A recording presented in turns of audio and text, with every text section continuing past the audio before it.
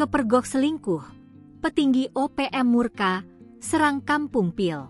Kelompok kriminal bersenjata, KKB, pimpinan Kalenak Murib diduga melakukan penyerangan bersenjata terhadap warga di Kampung Lambera, Distrik Yugumoak, Kabupaten Puncak, Papua Tengah, pada Rabu, 18 Juni 2025. Penyerangan brutal ini menyebabkan 3 warga sipil meninggal dunia dan 5 lainnya mengalami luka-luka serius.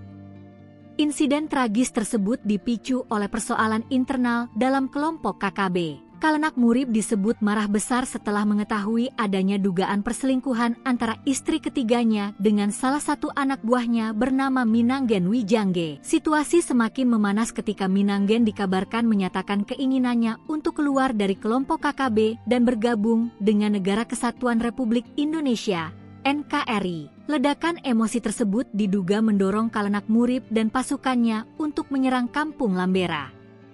Selain menembaki warga sipil, mereka juga membakar sejumlah honai milik masyarakat. 3 korban yang tewas dilaporkan turut dibakar setelahnya.